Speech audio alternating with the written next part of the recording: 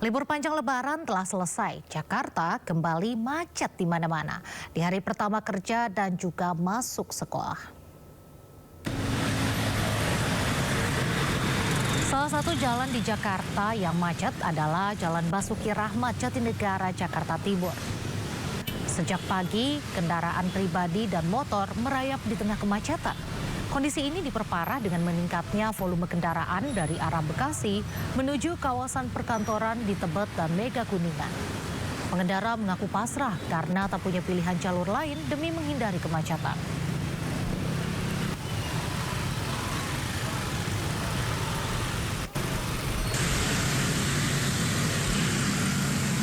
Kemacetan lalu lintas juga terjadi di ruas jalan menuju kawasan perkantoran Sudirman Tamrin, Jakarta pada pagi tadi. Kemacetan mulai terjadi di kawasan Fatmawati Raya mengarah ke Panglima Polim, Jalan Sisingamangaraja hingga Jalan Sudirman. Kendaraan pribadi dan sepeda motor merayap menuju pusat kota.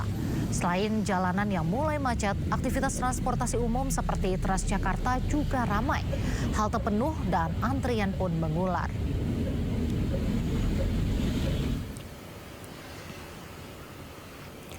Aparatur Sipil Negara atau ASN DKI Jakarta kembali masuk kerja setelah libur dan cuti bersama Lebaran selama sepekan lebih. Suasana Balai Kota DKI Jakarta pun kembali ramai. Para ASN sudah datang sejak pukul 7 pagi untuk mengikuti apel sebelum memulai aktivitas pekerjaan. Gubernur DKI Jakarta Pramono Anung mengingatkan seluruh ASN DKI Jakarta untuk masuk kerja sesuai jadwal normal. ASN yang melanggar dan bolos kerja akan terkena sanksi tegas.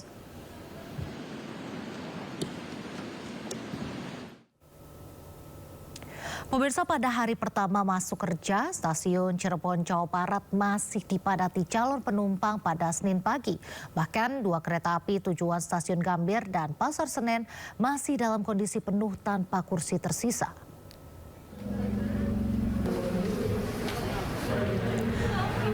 Ribuan calon penumpang kereta api tujuan Jakarta dan sekitarnya masih memadati stasiun Cirebon, Jawa Barat pada Senin pagi. Sebagian besar warga merupakan pemudik yang balik yang masih mendapatkan libur sebelum beraktivitas seperti biasanya. Calon penumpang mengaku kembali ke daerah asal di pekan terakhir agar waktu libur lebih maksimal. Hingga malam nanti sekitar 8.000 penumpang siap diberangkatkan dari stasiun Cirebon.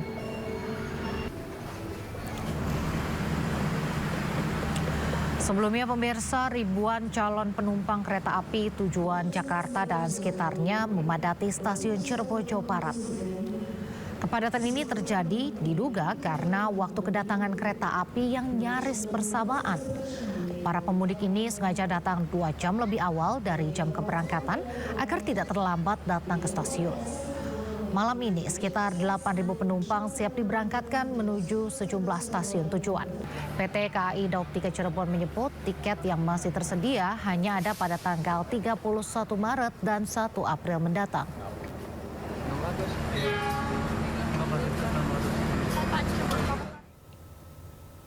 Suasana penuh semangat dan keceriaan terlihat di SMP Negeri 1 Kota Cirebon di hari pertama beraktivitas usai libur Lebaran.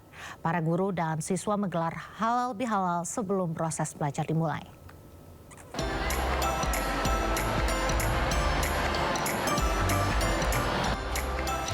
Dengan wajah ceria dan penuh semangat, para guru dan ribuan siswa di SMP Negeri 1 Kota Cirebon, Jawa Barat antusias memulai aktivitas usai libur Lebaran.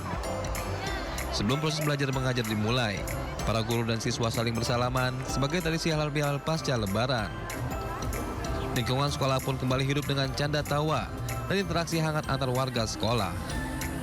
Suka dong pastinya, gak mungkin duka, karena kan ada Lebaran juga nih, kita harus suka kita juga, karena bertemu teman-teman kembali, bertemu guru kembali, saparinya gitu Pak. Tetap berjalan seperti biasa, dan kelas 9 ini ada yang melaksanakan TK. Para guru berharap aktivitas sekolah pasca Lebaran berjalan lancar dan menjadi awal yang baik bagi siswa di sisa tahun ajaran. Dari Cirebon, Jawa Barat, Mahardika, iNews melaporkan. Pemirsa, penerapan bekerja dari rumah atau work from home bagi aparatur sipil negara dan pegawai swasta masih menunggu waktu dari pemerintah. WFH sebagai upaya pemerintah untuk menghemat bahan bakar minyak.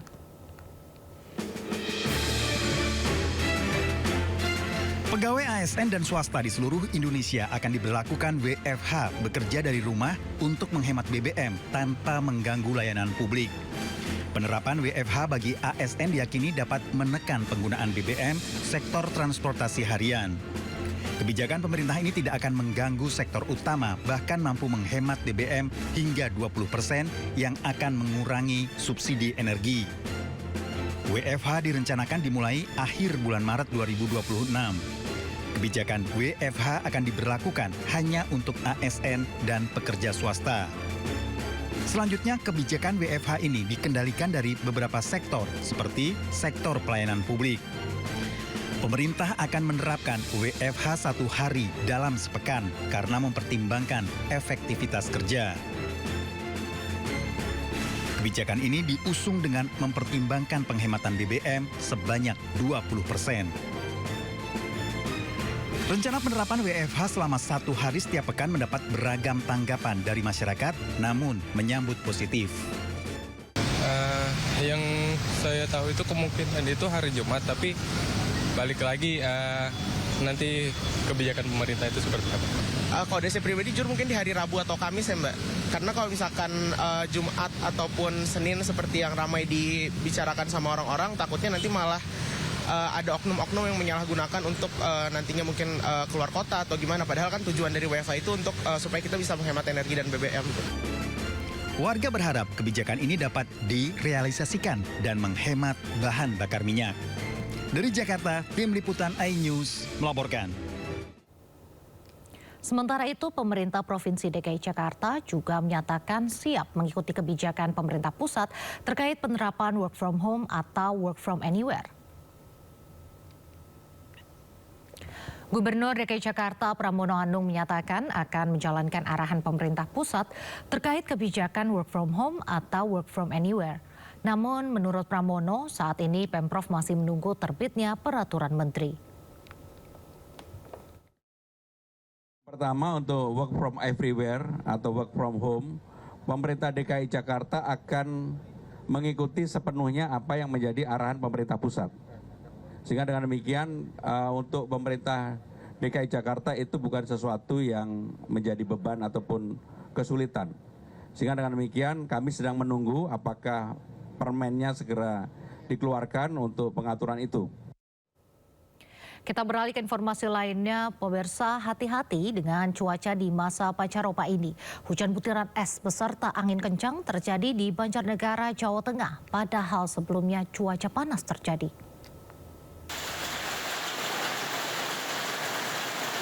Hujan lebat disertai butiran es melanda kawasan dataran tinggi Dieng, Banjarnegara. Gemuruh angin kencang beradu dengan suara keras jatuhnya kristal es di atap rumah. Suasana sempat berlangsung cukup lama. Sebelumnya cuaca terik disertai angin kencang terjadi dalam sepekan terakhir. Analisis BMKG, hujan es dipicu oleh pertumbuhan awan cumulonimbus yang sangat masif akibat tingginya tingkat kelembaban udara.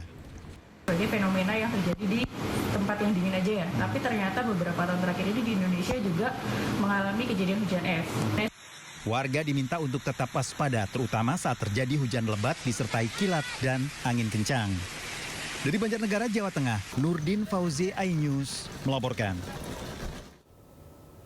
Sementara itu di Cisarua, Bandung Barat, Jawa Barat, pohon bambu roboh menimpa sejumlah motor saat hujan deras mengguyur wilayah tersebut pada pagi tadi.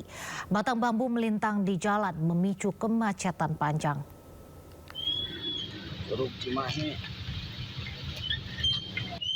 Sejumlah kendaraan terjebak pohon bambu yang roboh dan menutupi ruas jalan Kolonel Masturi di kawasan Cisarua, Bandung Barat.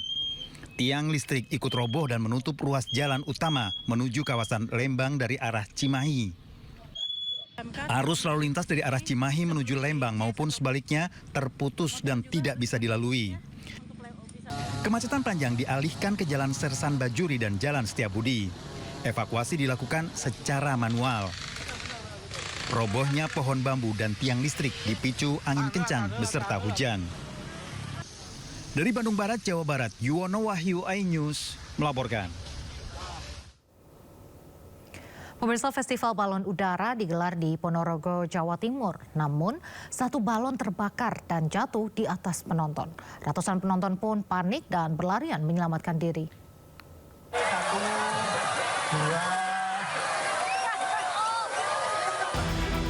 Balon bermotif berwarna orange ini tiba-tiba saja terbakar saat awal terbang.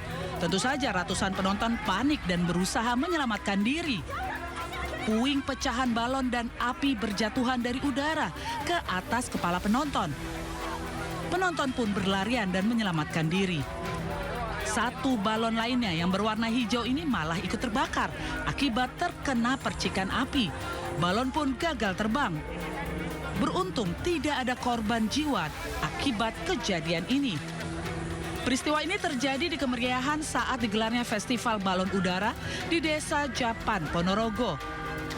50 balon udara dari 50 kelompok ini akan memamerkan hasil kreasi balon udaranya di persawahan Desa Kadipaten Ponorogo. Ke-50 balon udara ini kesulitan terbang karena angin kencang. Rencananya kegiatan ini akan menjadi agenda tahunan sebagai potensi wisata. Sekaligus untuk mencegah agar tidak ada warga yang menerbangkan balon udara tanpa awak sebab membahayakan dan memicu kebakaran. Informasi berikutnya, pemirsa, sampah menggunung hingga 6 meter di Pasar Induk Kramat Jati. Sampah yang didominasi limbah pasar ini sudah menumpuk sejak 2 bulan lalu.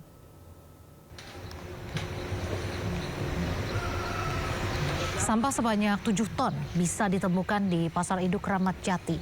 Ketinggian sampah yang sudah mencapai 6 meter ini tentunya mengganggu kegiatan jual beli di salah satu pasar terbesar di Jakarta. Sampah-sampah yang sudah menumpuk sejak 2 bulan lalu tak kunjung diangkut. Banyaknya sampah juga membuat tembok beton pembatas area antara sampah dan permukiman pun jebol.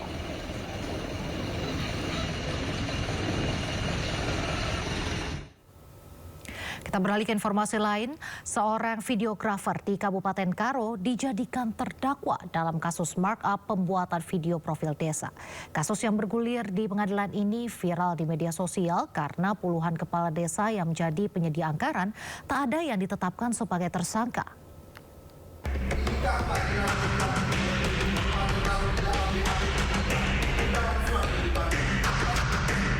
Amsal Kristi Sutepu, seorang videografer asal Kabupaten Karo, Sumatera Utara, tengah menjadi perbincangan di media sosial setelah ia menjadi terdakwa dalam kasus dugaan markup anggaran desa untuk membuat 20 profil desa di Kabupaten Karo.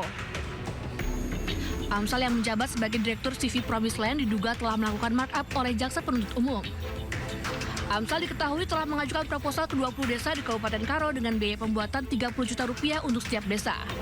Namun dari analisa ahli dan auditor Inspektorat Kabupaten Karo, seharusnya satu video dihargai Rp24.100.000. Meski kasus ini sudah berjalan selama beberapa bulan, Kejaksaan Negeri Karo tidak pernah menetapkan satu orang pun kepala desa selaku penyedia anggaran sebagai tersangka dalam perkara ini. Kalau saya melakukan markup, sederhana, tinggal proposalnya tidak usah diterima. Kalau saya melakukan markup, tolong saya buat kalian semua pemerintahan yang mempunyai kuasa untuk mengatensi ulang kasus ini, ditinjau ulang, tolong kami. Kalau saya melakukan markup, lebih baik pekerjaan saya tidak dibayar. Karena pekerjaan, pembayaran dilakukan selesai pembayaran. Selesai pekerjaan selesai. Tolong saya, tolong saya. Kasus yang menjerat Amsal ini pun menyita perhatian Komisi 3 DPR RI. Anggota Komisi 3 DPR RI Hinca Panjaitan turun langsung mendatangi Pengadilan Negeri Medan pada Februari lalu. Apa yang saya dengarkan langsung dari istri terdakwa ini, saya merasa ada sesuatu yang harus saya ikuti sampai nanti putusan. Tidak ada niat intervensi, tapi mengikuti prosesnya. Sementara waktu, saya beritahu teman-teman, ada yang tidak lazim dalam proses pemberkasan sampai naik kasus ini. Sebelumnya, JPU telah menuntut Amsal dengan hukuman 2 tahun penjara dan denda Rp50 juta, serta mengembalikan kerugian negara sebesar Rp202 juta. Dari Medan, Sumatera Utara, Said Ilham, iNews melaporkan. Komisi 3 DPR siap memasang badan untuk menjamin penangguhan penahanan videografer Amsal Sitepu yang terjerat kasus korupsi video desa. Amsal ya akan menceritakan secara singkat saja. Kasus Pak. korupsi video desa yang menjerat videografer Amsal Sitepu mendapat perhatian serius dari DPR. Dalam rapat dengar pendapat Senin pagi, Komisi 3 DPR RI menyerukan Majelis Hakim Pengadilan Tipikor Medan membebaskan Amsal Sitepu dari segala tuntutan. DPR menilai unsur niat jahat atau mens rea dalam skalia tak terpenuhi. Maksud kami sama sekali tidak terpenuhi karena pekerjaan video sudah tuntas dilaksanakan, sehingga jeratan pasal korupsi dianggap sangat dipaksakan bagi seorang pekerja kreatif. Sebagai dukungan nyata, Komisi 3 DPR juga menyatakan kesediaan menjadi penjamin agar Amsal ditangguhkan penahanannya. Untuk membuat video profil desa. Komisi 3 DPR RI menyerukan agar Majelis Hakim dalam perkara saudara Amsal Kristi Sitepu untuk mempertimbangkan putusan bebas atau setidak-tidaknya ringan berdasarkan fakta persidangan serta menggali, memahami dan mengikuti nilai-nilai hukum dan rasa keadilan yang hidup dalam masyarakat termasuk dari pekerja industri kreatif sebagaimana diatur pasal 5 ayat 2 Undang-Undang Nomor 48 Tahun 2009 tentang kekuasaan kehakiman. 5. Komisi 3 DPR RI mengajukan agar saudara Amsal Kristi Sitepu diberikan penangguhan penahanan dengan Komisi 3 DPR RI sebagai penjamin. Sepakat? Sepakat. Pemirsa, viral di media sosial, warga berinisiatif menggambar sendiri area zebra cross yang hilang di Jalan Supomo, Tebet, Jakarta Selatan. Diawali dengan keresahan warga karena salah satu jalan dengan zebra cross di Jalan Supomo, Tebet, Jakarta Selatan, namun di sisi seberangnya tak ada jalur zebra cross yang terpasang. Warga mengeluh pemerintah tak kunjung mengecat ulang zebra cross yang telah hilang sejak 2025. Berdasarkan keluhan ini, Ijul dan beberapa seniman grafiti menggambar ulang zebra cross menggunakan cat semprot agar warga tidak lagi kesulitan untuk menyeberang.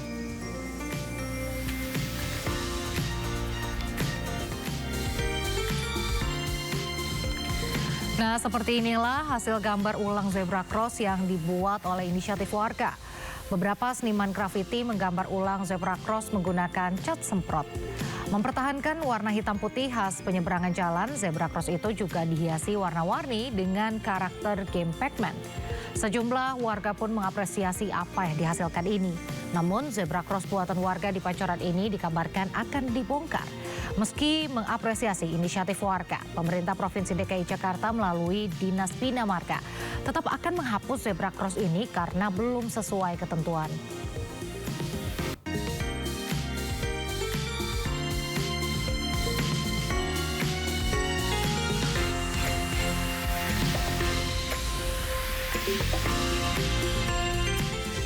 Pemirsa, Iran menyerang kawasan industri Israel di kawasan Neot Hovav. Kepulan asap membumbung tinggi di atas kompleks industri dan petugas mengaktifkan protokol kedaruratan.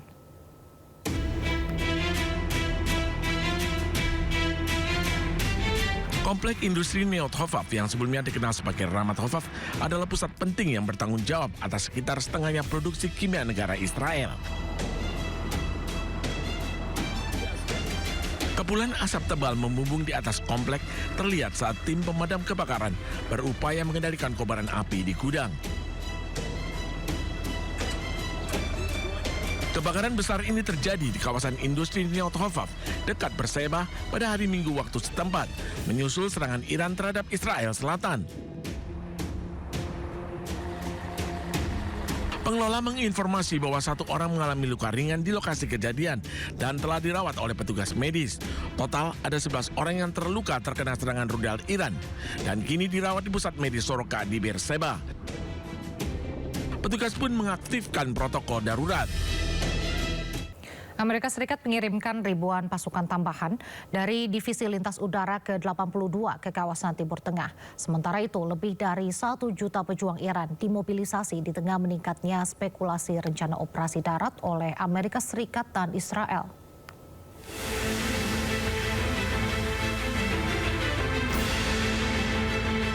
Amerika Serikat mengirimkan tambahan sebanyak 3.000 hingga 4.000 pasukan tambahan dari Divisi Lintas Udara ke-82 ke kawasan Timur Tengah. Pasukan elit sebanyak 4.000 ini bermarkas di Fort Bragg, North Carolina, dikenal mampu melakukan operasi tempur termasuk serangan udara melalui penerjunan. Pihak militer Amerika Serikat menegaskan bahwa pengumuman resmi akan disampaikan oleh pihak Pentagon meski belum ada keterangan langsung untuk mengirim pasukan darat langsung ke wilayah Iran. Sebelumnya Amerika Serikat telah mengirimkan ribuan marinir dan personel angkatan laut melalui kapal serbu amfibi USS Boxer beserta kelompok tempurnya. Diketahui pasukan Amerika Serikat di Timur Tengah diperkirakan telah mencapai 50.000 personel. Penguatan militer Amerika Serikat ini menjadi kesiapan untuk melanjutkan operasi di kawasan Timur Tengah.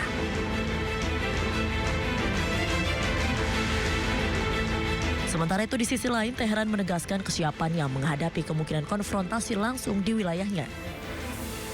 Dilansir dari media Iran Tasnim News Agency, lebih dari 1 juta pejuang Iran telah disiapkan untuk menghadapi potensi serangan darat Amerika Serikat. Laporan ini muncul setelah kabar mengenai operasi darat terhadap Iran diduga telah direncanakan oleh AS. Media militer Iran menyatakan kesiapan penuh dan menyebut wilayah Iran sebagai medan tempur bagi pasukan yang terlatih. Selain itu juga terjadi lonjakan pendaftaran dari kalangan pemuda ke Basij, Garda Revolusi Iran dan militer untuk ikut serta dalam potensi konflik darat.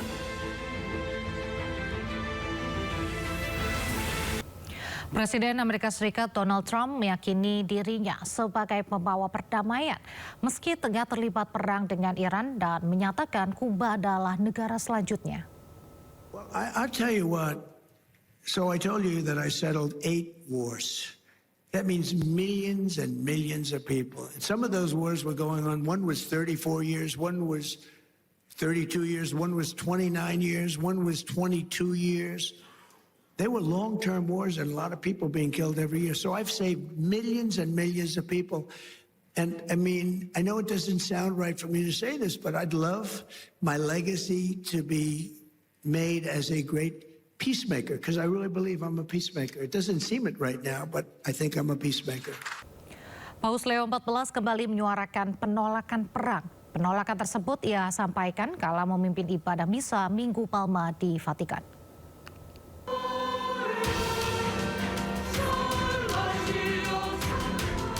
Paus Leo XIV kembali menggembangkan penolakan perang. Kali ini Paus memanfaatkan Misa Minggu Palma untuk menyuarakan penolakan itu.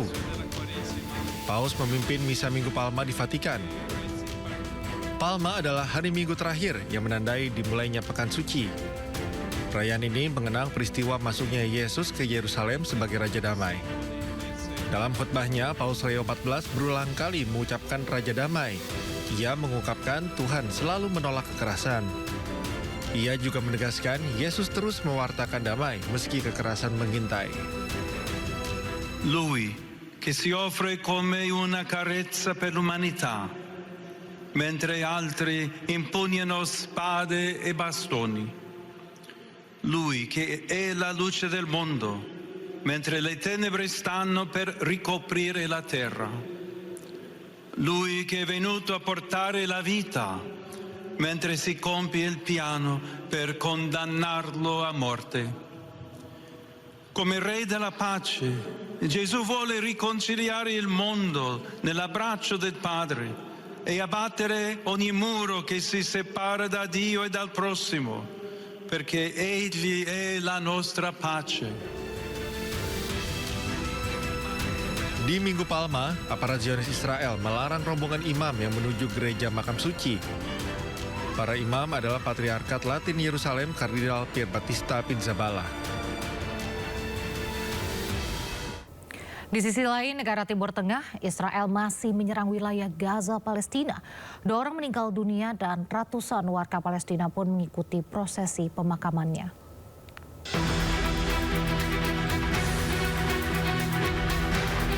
Dua bersaudara yaitu Fahmi dan Saed Omar Kodum tewas akibat tembakan tentara Israel di sebelah timur kota Gaza.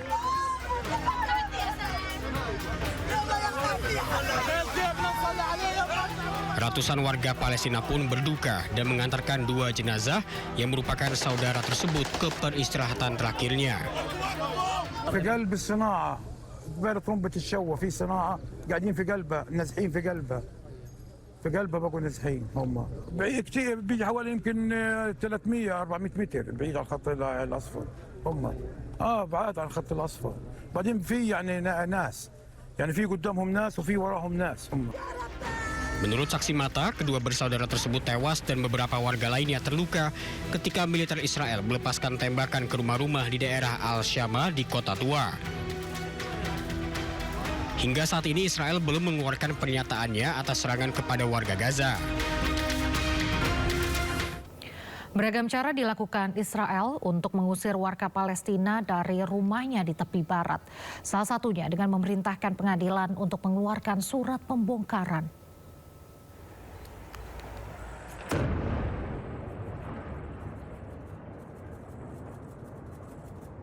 Tentara Zionis Israel meledakkan rumah warga Palestina almarhum Mahmud Al-Aqdad di Jalan Halawa di Nablus tepi barat Sabtu siang. Pembongkaran ini terjadi beberapa bulan setelah Mahmud Al-Aqdad syahid setelah kendaraannya ditembaki pasukan penjajah Israel pada 28 September 2025 lalu. Emad Al-Aqdad, kerabat korban, mengatakan rumah itu menampung 5 keluarga. Ia mengutuk perintah pembongkaran tersebut karena mereka telah mencoba mengajukan banding namun tidak dihiraukan pemerintah Zionis. شعب صابر احنا بأرضه احنا وبوسط شعبه والعالم كلها عارفه قضيتنا ليش ينجحوا هذه سياسه فاشله انك تيجي تهد بيت انت بنص سكانه وبنص حارته وتيجي تمحي تاريخه وتمحي آثاره. Direktur Layanan Ambulans untuk Palang Merah Palestina di Nablus, Ahmed Ahmad, mengatakan bahwa penghuni rumah tersebut telah diteror setelah terbitnya keputusan sepihak tentang pembongkaran. Petugas Palang Merah Palestina berusaha mengevakuasi sejumlah orang yang diantaranya adalah lanjut usia, anak-anak, dan perempuan. اقتحام محافظة نابلس بمنطقة خلة العمود وشارع حلاوة منتصف هذه الليلة. تم محاصرة منزل عقاد الذي تم تبليغهم بهدمه منذ فترة.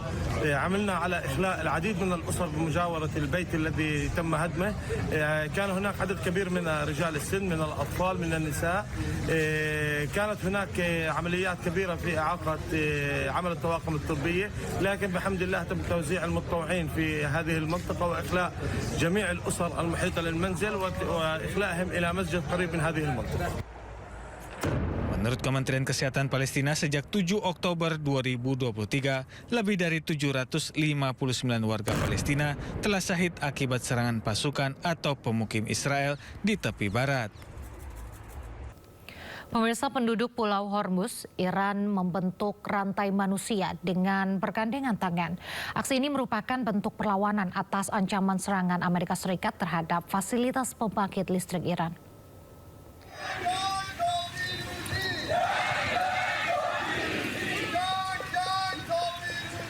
Sambil membentuk rantai manusia, warga Pulau Hormuz meneriakan slogan-slogan anti-Amerika dan anti-Israel pada Jumat lalu.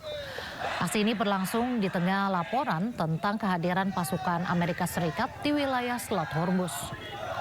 Presiden Amerika Serikat Donald Trump sebelumnya telah mengeluarkan ultimatum 48 jam kepada Iran untuk membuka Selat Hormuz. Trump mengancam akan menghancurkan pembangkit listrik Iran. Namun Trump menunda serangan terhadap pembangkit listrik Iran hingga 6 April.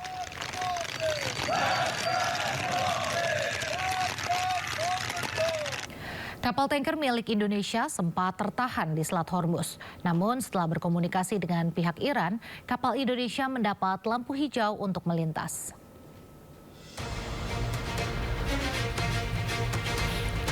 Sebanyak 2 kapal tanker Indonesia yang sempat tertahan mendapat sinyal positif untuk bisa keluar dari Selat Hormuz.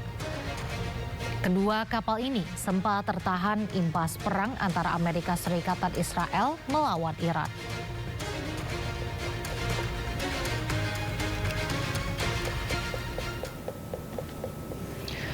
Juru bicara Kementerian Luar Negeri Yvonne Mwangkang menyebut Iran memberikan respon positif terkait keamanan 2 kapal Indonesia. Setelah adanya respon positif, Kementerian Luar Negeri menyebut Pertamina perlu menyiapkan beberapa hal teknis demi keselamatan para kru kapal. Dengan demikian, ketika Iran memberikan izin melintas, semua bisa berjalan dengan aman.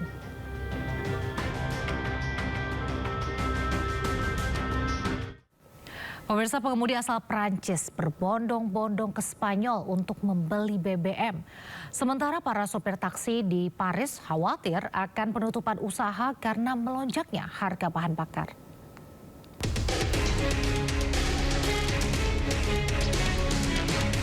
Perang antara AS Israel dengan Iran memicu krisis energi global yang berdampak serius terhadap sejumlah negara di Eropa.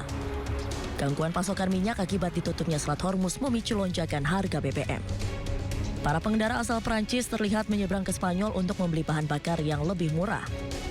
Antrean panjang pun terjadi di sejumlah pom bensin di kota perbatasan La Jonquera, Spanyol yang dilaporkan mengalami lonjakan pelanggan. Peningkatan lalu lintas antar negara ini terjadi usai semakin lebarnya kesenjangan harga bahan bakar antara Prancis dan Spanyol, menyusul pemotongan PPN bahan bakar oleh Madrid yang membuat bensin jauh lebih murah di sisi perbatasan Spanyol.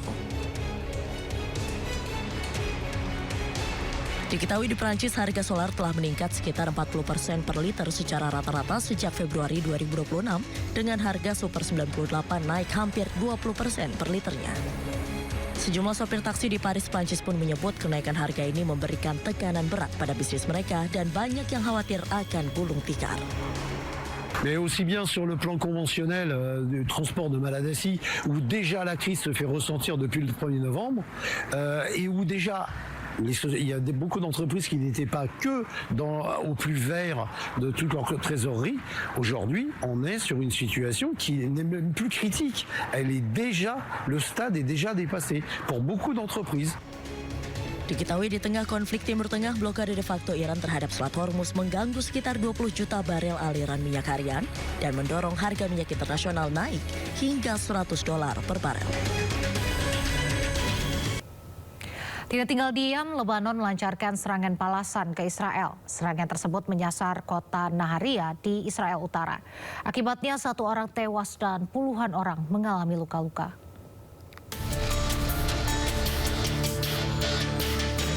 Pasca operasi darat di Lebanon Selatan yang menewaskan 2 orang, Lebanon lancarkan serangan balasan. Diketahui sejumlah serangan rudal milik Lebanon menghujam Israel Utara, tepatnya di kota Naharia. Berdasarkan laporan, serangan tersebut menyasar permukiman warga. Akibatnya, sejumlah bangunan hancur. Selain itu, sejumlah kendaraan ringsek bahkan terbakar imbas dari ledakan serangan udara Lebanon. Saat kejadian, seluruh sirene berbunyi, membuat warga panik dan berlari menuju tempat berlindung. One of the missiles from Lebanon just fell here on that parking lot, and no electricity. And I'm looking for my family. I just arrived from work, and I don't know where they are right now, but definitely they're okay. I'm sure they're okay. Hingga saat ini, sebagian warga masih mencari anggota keluarganya yang hilang. חזקה, ורצנו אני ואשתי לחדר ביטחון, לממ"ד, ושמענו בום, אבל בום בום, שאשתי אומרת זה נפל בבית שלנו, עד כדי כך. ולא נתן לי לצאת, כשיצאתי, יש לי אגב תמונה, אם תרצה אני אתן לך אותה, שפה יש שריפה של כל המכוניות, וכל הזכוכיות בבית מצד המזרחי נשרפו, נשברו כל הזכוכיות. ואנחנו בריאים ושלמים. Sejumlah petugas dikerahkan untuk mengevakuasi korban lainnya di sekitar area ledakan. Akibat serangan tersebut, seorang pria berusia 30 tahun meninggal dunia, sementara 29 orang lainnya mengalami luka-luka. Pemirsa, kelompok Hizbullah mengklaim berhasil menyerang dan menyergap 10 tank Merkava milik Israel. Serangan tersebut terjadi di desa Taipei, kota Gantara, Lebanon Selatan.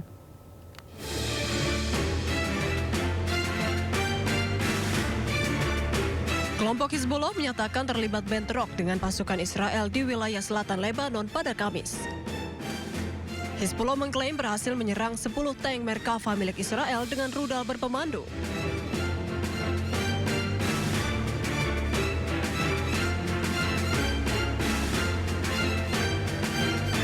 Operasi tersebut sebagai serangan terencana di jalur menuju kota Gantara dengan menggunakan senjata ringan hingga roket.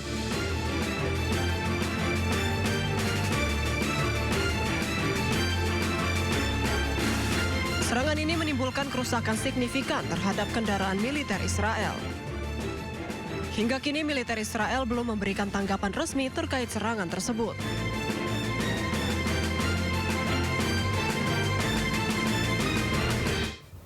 Pemirsa, seorang tentara Indonesia terkonfirmasi gugur dalam serangan ke markas UNIFIL di Lebanon. Diketahui Israel menyerang Lebanon pada hari Minggu 29 Maret lalu, dampak perang Amerika-Israel-Iran.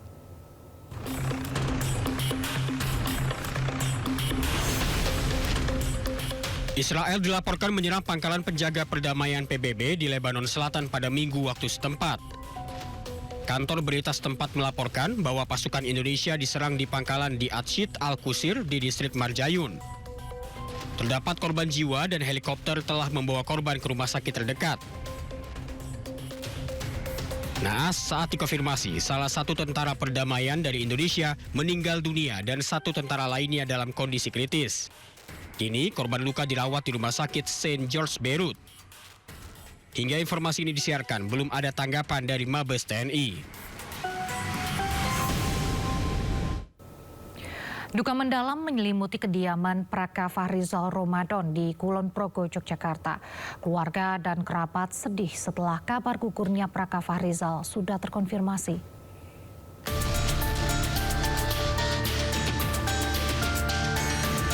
Seorang anggota Tentara Nasional Indonesia yang tergabung dalam pasukan penjaga perdamaian Perserikatan Bangsa-Bangsa atau PBB di Lebanon dinyatakan gugur terkena serangan Israel.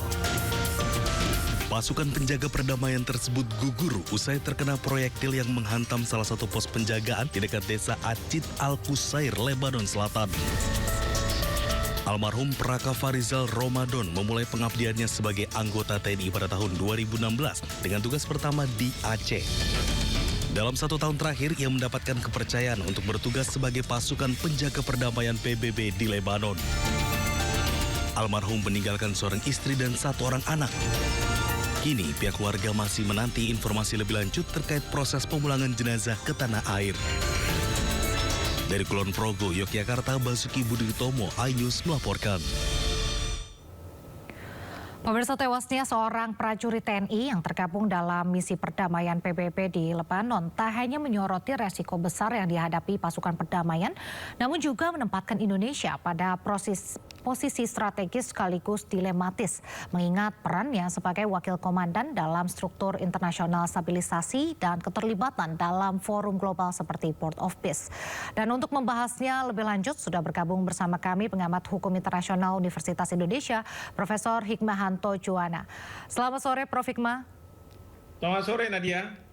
Prof, ini melihat kronologi tewasnya prajurit TNI kita ini, bagaimana Prof membaca insiden ini? Apakah memang murni kecelakaan perang atau ada indikasi pelanggaran hukum internasional ini?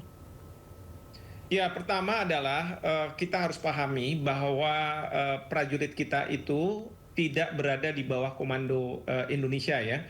Karena prajurit tersebut sudah di BKO-kan bawah kendali operasi dari Perserikatan Bangsa-Bangsa. Sehingga di sini peran aktif yang harus dilakukan adalah Perserikatan Bangsa-Bangsa, dalam hal ini Sekretariat Jenderal. Sekretariat Jenderal menurut saya harus meminta investigasi dari pihak Israel. Apakah serangan yang dilakukan ke pasukan UNIFIL ini merupakan serangan yang memang disengaja atau tidak disengaja, atau yang disebut sebagai collateral damage gitu ya. Nah, kalau memang disengaja, tentu Sekjen PBB harus meminta pihak Israel mengajukan pihak yang bertanggung jawab itu ke peradilan, dan kemudian kalau misalnya memang terbukti nanti bisa dihukum. Bahkan Sekjen PBB bisa meminta ganti rugi dari pihak Israel atas kematian dari prajurit kita yang menjalankan tugas sebagai pasukan PBB. Dan ini didasarkan pada suatu putusan dari Mahkamah Internasional pada tahun 1949, di mana pejabat PBB meskipun dari berbagai negara itu bisa mendapatkan ganti rugi yang ganti rugi itu dimintakan oleh Perserikatan Bangsa-Bangsa, dalam hal ini Sekjen, kepada negara yang dianggap bertanggung jawab. Nah, sementara dari sisi pemerintah Indonesia, saya sudah mendengar Kementerian Luar Negeri melakukan kecaman terhadap serangan dari pihak Israel. Ini sudah tepat, ya, ini sudah tepat. Nah, yang kemudian harus dilakukan adalah Kementerian Luar Negeri mendorong Sekjen PBB untuk melakukan proses terhadap investigasi dan siapa yang bertanggung jawab terhadap serangan ini. Ini harus dilakukan oleh Kementerian Luar Negeri, dan bahkan yang ketiga adalah Kementerian Luar Negeri mencari negara-negara untuk kita membangun koalisi atas tindakan Israel. Nah, ini yang kita tidak setuju nih, perilaku dari Israel.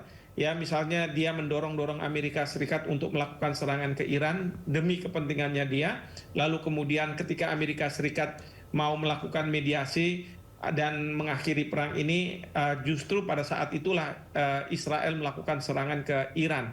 Jadi ini yang kita harus bisa pinpoint siapa yang sebenarnya menyebabkan permasalahan besar di dunia saat ini, yaitu Israel. Dan ini kita harus lakukan, bahkan bila perlu Bapak Presiden mengatakan dengan keinginan kita tadinya untuk menyumbang sampai 8.000 pasukan itu dibatalkan saja. Karena kita tidak ingin pasukan kita berada di sana, sudah mungkin harus berhadapan dengan Hamas, tetapi dengan tindakan atau kelakuan dari Israel seperti ini yang akan membahayakan pasukan kita di Gaza nantinya. Jadi sekali lagi ini harus kita buat tekanan kepada Israel atas tindakan-tindakan yang seperti ini, yang tidak mengindahkan hukum internasional, tidak mengindahkan masalah kemanusiaan dan seterusnya. Iya, Prof. Nah, ini kan memang sebelumnya juga ada beberapa insiden ya yang melibatkan pasukan UNIFIL terkena serangan di Lebanon. Apakah ini memang menunjukkan pola tertentu dari pihak Israel atau lebih ke dinamika konflik yang memang makin tidak terkendali nih, Prof? Ya, itu yang saya sendiri tidak tahu karena tidak dilakukan investigasi. Oleh karena itu penting di sini harus dilakukan investigasi. Karena kalau kita tidak bisa melihat secara kasat mata ya, apalagi saya ini berlatar belakang hukum, tentu saya tidak bisa menuduh sembarangan gitu ya. Tetapi harus dilakukan investigasi, dan investigasi ini harus dilakukan secara transparan ya.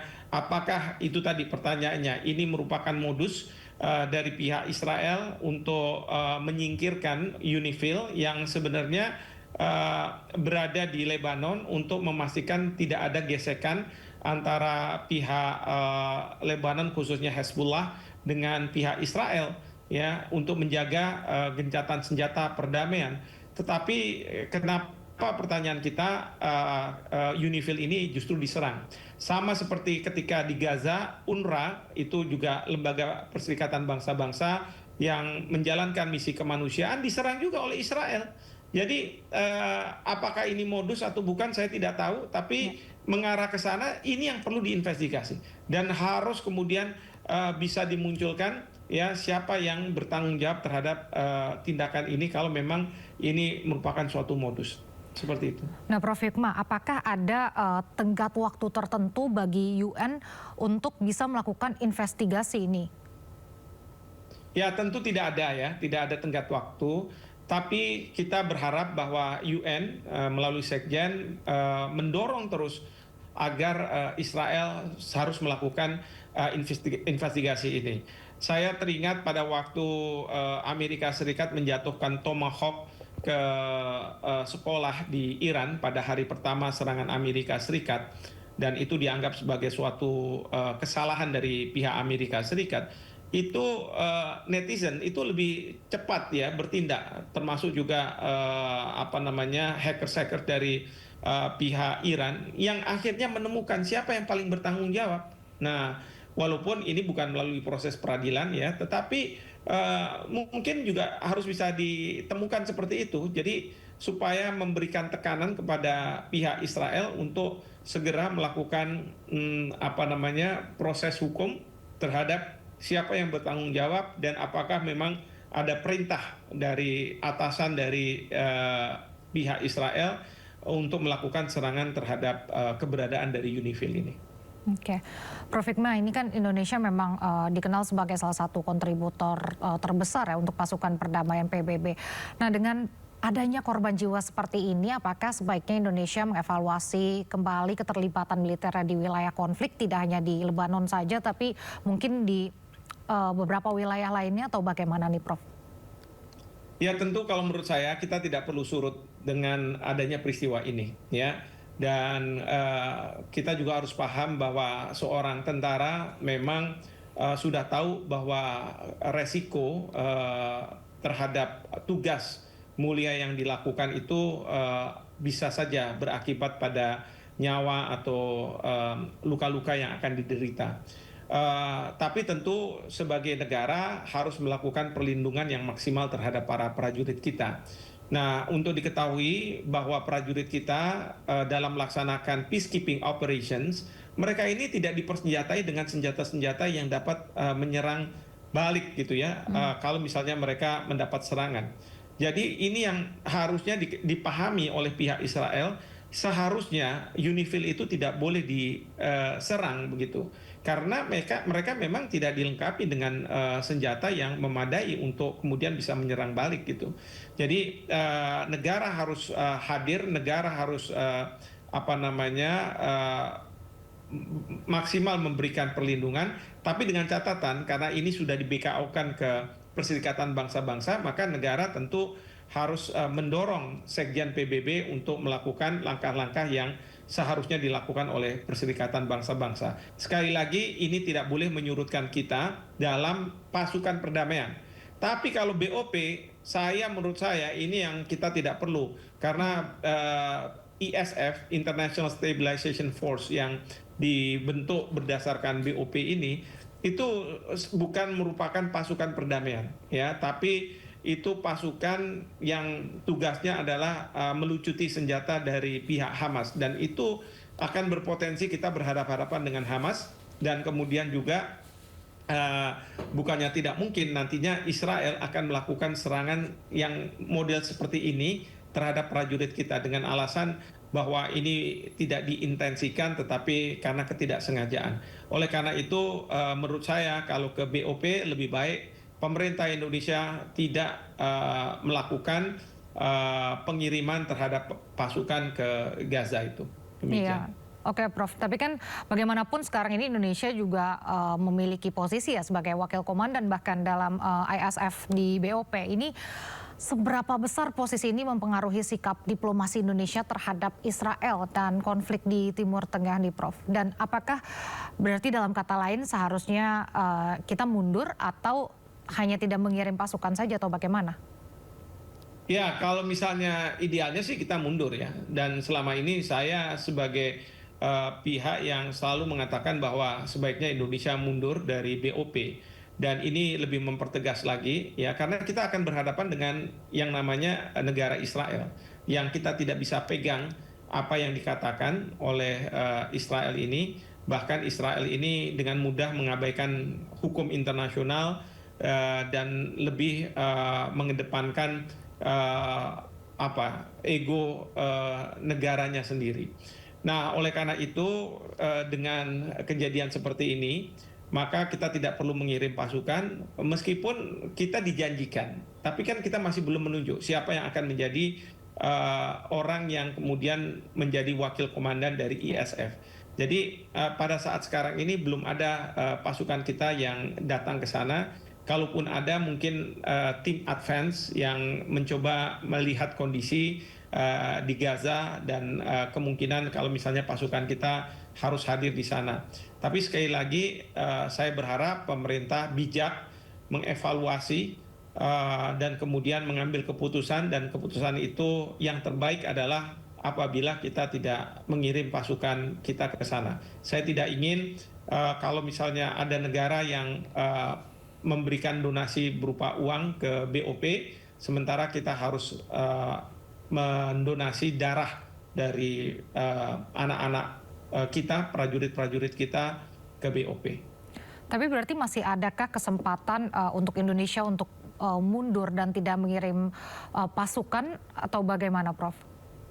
Oh iya, masih ada kesempatan ya, karena menurut ketentuan pasal 11 dari Piagam BOP dikatakan bahwa piagam BOP yang sudah ditandatangani oleh Bapak Presiden harus melalui proses ratifikasi ke masing-masing DPR atau parlemennya. Dan kalau misalnya DPR atau parlemen itu tidak menyetujui, maka ya kita dianggap sebagai kita tidak lagi terikat pada ketentuan-ketentuan yang ada dalam piagam BOP. Sehingga dengan demikian kita ya sudah keluar dari BOP.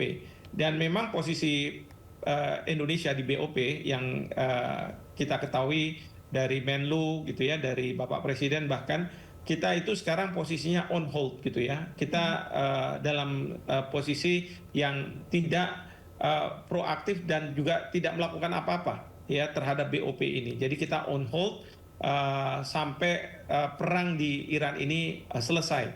Ya, tapi menurut saya karena di dalam piagam BOP itu tidak ada istilah atau terminologi on hold gitu ya. Yang ada adalah merupakan bagian dari BOP atau keluar dari BOP. Ya pilihannya ya baiknya adalah kita keluar dari BOP. Baik. Terima kasih Prof. Hikmahanto Juwana, pengamat hukum internasional, atas waktunya bersama kami di Sindo Sore. Sehat selalu, Prof. Pemirsa, ratusan orang berdemonstrasi di luar balai kota Los Angeles.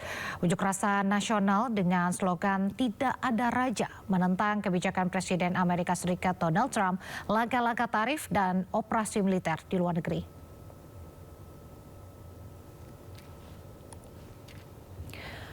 Ya, para demonstran memegang bendera Amerika Serikat dan juga spanduk bertuliskan slogan-slogan seperti "Uang untuk perang, tidak ada uang untuk orang miskin". Beberapa demonstran juga terlihat meneriakkan kata-kata kasar kepada petugas polisi yang ditempatkan di area tersebut. Pada hari yang sama, Departemen Kepolisian Los Angeles mengeluarkan peringatan taktis di seluruh kota dan menangkap pengunjuk rasa yang diduga melakukan provokasi. Aksi unjuk rasa tersebut merupakan bagian dari gelombang demonstrasi No Kings yang lebih luas, dengan jutaan warga Amerika dilaporkan bergabung dalam lebih dari 3.000 protes di seluruh negeri, termasuk di New York, Minneapolis, Chicago, dan juga Los Angeles. Protes tersebut terjadi di tengah penindakan kejahatan domestik Trump yang mencakup pengerahan petugas federal ke kota-kota seperti Minneapolis dan operasi gabungannya dengan Israel melawan Iran yang diluncurkan pada 28 Februari.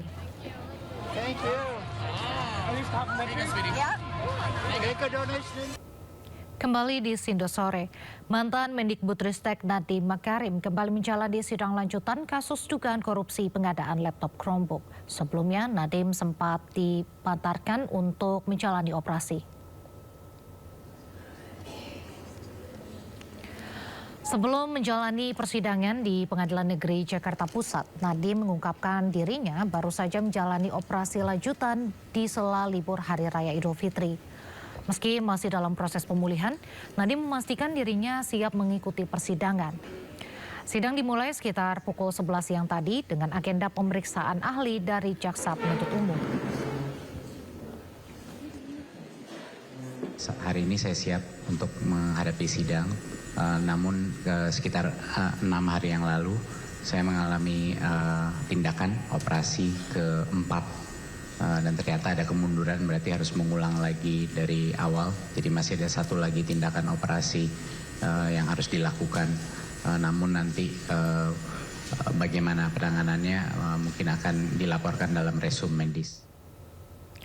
Dalam persidangan, ahli pajak dari Dirjen Pajak Kementerian Keuangan, Medi Jati, mengaku menemukan uang sebesar 809 miliar dalam SPT PT Gojek Indonesia. Namun menurutnya untuk memeriksa aliran dana 809 miliar tersebut tak bisa hanya dari laporan SPT tahunan, tetapi harus membuka rekening Nadiem. Di tahun 2021, ya kan? Oke, di situ. Itu ada di bagian A, ya kan, ada jumlah modal disetor dengan nama PT GoTo Gojek Tokopedia 809 miliar 495 125 ribu. pertanyaan saya Pak Dali, apakah itu adalah harta perolehan yang didapat oleh PT Gojek Indonesia? Berdasarkan pelaporan SPT tahunan 2021 di dalam lampiran 5 dinyatakan bahwa pada tahun 2021 PT Gojek Indonesia menyatakan bahwa pada tahun tersebut terdapat pemegang saham baru yaitu PT GoTo Gojek Tokopedia yang melakukan penyetoran modal sebesar 809 miliar sekian, sehingga penyertaannya menguasai 99,98%.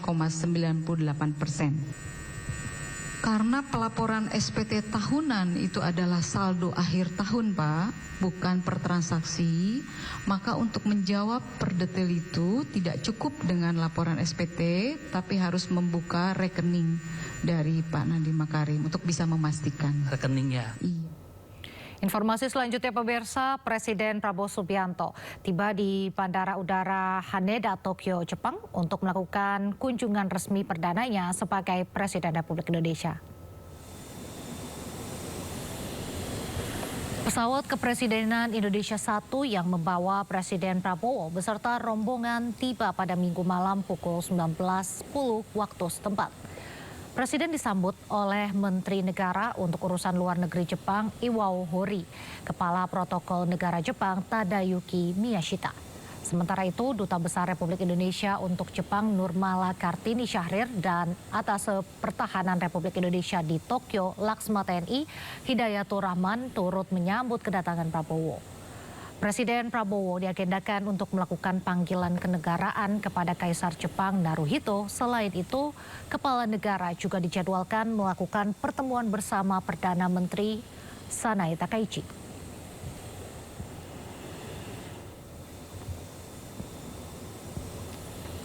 Sebelumnya, Menteri Sekretaris Negara Prasetyo Hadi mengatakan pertemuan ini juga akan membahas sejumlah isu strategis, mulai dari perdagangan hingga pendidikan.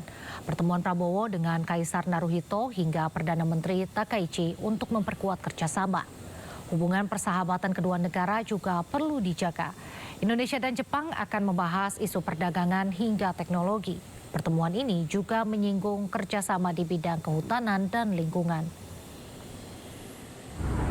Berkenaan dengan agenda beliau di Jepang, beliau akan memenuhi undangan pertemuan dengan Kaisar Naruhito dan Perdana Menteri Jepang Takaichi.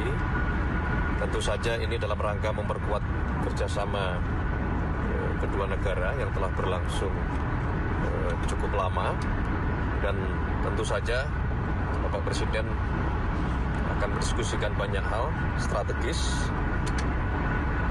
di berbagai bidang, terutama di bidang ekonomi, perdagangan, teknologi, dan tentu saja bidang pendidikan, dan berharap ke depan dapat ditingkatkan kerjasama antara kedua negara. Pemirsa, pemerintah memutuskan MBG akan disalurkan hanya 5 hari dalam sepekan. Setelah berjalan hampir 2 tahun, Badan Gizi Nasional menetapkan kebijakan baru terkait pembagian MBG bagi pelajar dan ibu hamil. Untuk para pelajar, selanjutnya MBG akan disalurkan selama 5 hari dalam sepekan atau dari hari Senin hingga hari Jumat. Keputusan ini diambil setelah rakortas virtual bersama Presiden Prabowo Subianto.